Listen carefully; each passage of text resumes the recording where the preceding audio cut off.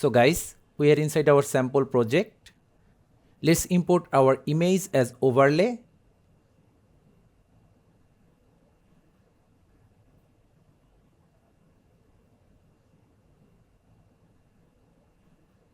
Look for remove background. Then auto removal. Go to the stroke option. From here, select the stroke type you want. Like this one gives us cutout animation vibe. Then this one, solid stroke. Finally, the stroke color. And we are done. So thank you guys for watching. Have a good day.